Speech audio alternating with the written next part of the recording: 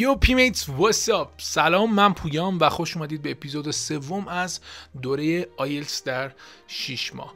امروز میخوایم راجع به اسپیکینگ آیلتس باتون صحبت بکنیم، قسمتی که خیلی روش حساسید، خیلی بابتش استرس دارید و آزمونش هم مثلا جدا برگزار میشه و این استرس قشنگ میتونه طبیعی باشه. به صورت اینترویو این قسمت برگزار میشه، بریم ببینیم که داستانش چیه.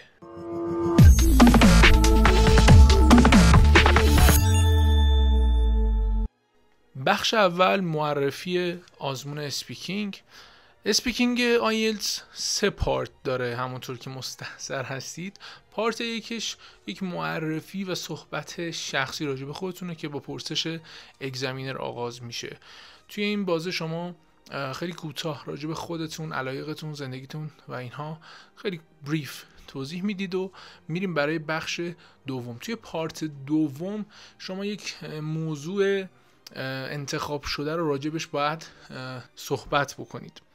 این موضوع خاص در پارت سوم در موردش سوال خواهد شد، یعنی بحث عمیق‌تری راجبش قراره که داشته باشیم.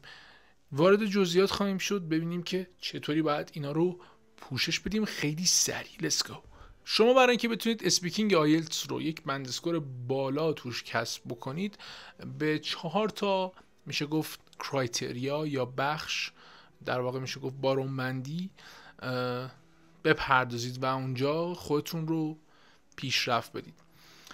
اولین قسمتی که باید توش خیلی خوب باشید فلوئنسی و کوهیرنس هست، یعنی میشه گفت ریتم صحبت کردن، قطع نشدن صحبت کردنتون و مرتبط بودن جمله دومتون به جمله قبلی، که خب اینا هر کدوم یه سری ریزنمرات داره که باید راجعشون صحبت بکنیم در ویدیوهای بعدی. قسمت بعدی لکسیکال ریسورس. لکسیکال ریسورس همون دایره لغات شماست یا وکابولری، که خب باز هم با هر بند اسکوری که ما آشنا میشیم میبینیم که چقدر انواع لغات و ترکیبی از این لغات برای شما به عنوان لکسیکال ریسورس محاسبه خواهد شد. قسمت بعدی اکورسی و در واقع گراماتیکال رنج هست. توی این قسمت شما از نظر گرامری و دقت ساختاری جملاتون اگزمینر شما رو بررسی میکنه. یعنی چی؟ یعنی جملتون ساختار صحیح داشته باشه، ضمایر رو درست استفاده بکنید، گرامرها، تنس ها رو درست استفاده بکنید و از این دست چیزها. قسمت آخر هم پرونانسیشن هست. دقت کنید تلفظ رو با لهجه اشتباه نگیرید. شما میتونید مثل یک فرد هندی با لهجه خیلی غلیظ صحبت بکنید ولی پرونانسیشن صحیح داشته باشید. این تلفظ برمیگرده به 3 سطح مختلف، در سطح کلمات، در سطح حروف و در سطح جملات. این تلفظ ها رو قرار باتون کار بکنیم برای پری آیلتس، بچه‌هایی که خیلی آگاهی ندارن از تلفظ، و بعد بریم سراغ سطح جمله. این کرایتریاها یا بخش های نمره دهی هستند، بند دیسکریپتر بهشون میگیم. اینا رو خواستم براتون توضیح بدم. حالا بریم سراغ 4 تا تمرین که واجب تر از نون شبه براتون. نکته اول تمرین مکالمه روزمره است. شما باید روزانه حتما تمرین مکالمه داشته باشید، چه با خودتون چه با یک فرد دیگه. میگم چرا با خودتون؟ چون خیلی وقتا ما فرصت اینو نداریم، کسی رو نداریم باهاش صحبت بکنیم. ولی اگه کلاس میرید حتما تو جلسات سعی کنید فقط و فقط به انگلیسی صحبت بکنید. راجع به هر موضوعی هم میتونه باشه. نکته دوم استفاده از ساختارهای متنوع. من بهتون منابعی مثل این یوز رو معرفی میکنم، تو دیسکریپشن لینک خریدشون، دانلودشون هست. کلا کالوکیشن داره، فریزال ورب داره، انواع ترکیب هایی که شما باید استفاده بکنید رو داره. چی کار میکنید؟ از این جملات پیچیده ای که ما در زبان میشه گفت محاوره‌ای، زبان استریت تاکمون استفاده میکنیم، باید انقدر تمرین بکنید تا بهشون مسلط بشید. مثلا شما یه شوخی رو هر سری میشنوید بهش میخندید، یه جوکی که یه نفر میگه هر سری اینو میشنوید باز میخندید. اینو چطوری باید بگیم که من هر سری به این میخندم؟ I laugh at this every time. خب نه، it gets me every time. این gets me ترکیبیه که خب با اینکه ساده به نظر میرسه ولی خب میشه گفت توی محاوره لول بالا حساب میشه. تمرین سوم گوش دادن به منابع انگلیسیه. من خودم همیشه پادکست انگلیسی گوش میدم در کنار پادکست فارسی که واقعا هم پیشرفت کردن خوبن.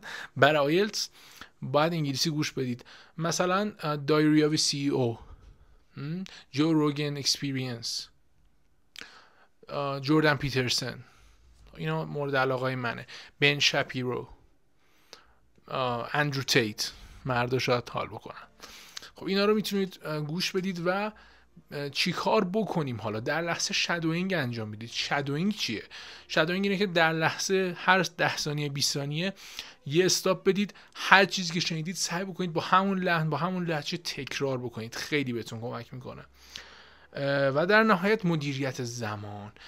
مدیریت زمان رو ما بیلداپ کار میکنیم. بیلداپ یه تکنیکه. یعنی چی؟ یعنی اگه الان شما یک جمله یا یک پاراگراف مثلا 5 سطری رو در عرض 3 دقیقه میگید، دفعه بعد این رو بکنید 2 دقیقه و 50 ثانیه. تمرین بعدی روز بعدیتون بکنید 2 دقیقه 40 ثانیه، 2 دقیقه و 30 ثانیه، 2 دقیقه 1 دقیقه، میبینید که مدیریت زمانتون پیشرفت میکنه. سعی بکنید یک پاراگراف 2 پاراگراف از قبل آماده بکنید و روی همون به مدت 1 هفته تمرین بکنید. بیشتر از 1 هفته هم فایده نداره دیگه، هم خسته میشید، حوصله گفتنشو ندارید و به سطحی تو اون جملات میرسید که خب گولتون میزنه در واقع. اینو در نظر بگیرید، هر هفته تمریناتتون رو عوض بکنید. نمونه تمرین هفتگی رو من مینویسم برای هر شخص جداگونه، ولی خب تمپلیتش رو براتون میذارم دانلود بکنید رایگان، چون دوره ما رایگانه.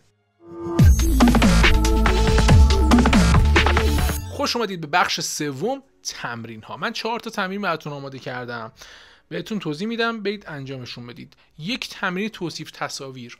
شما الان دارید منو میبینید، یه لحظه پاز کنید.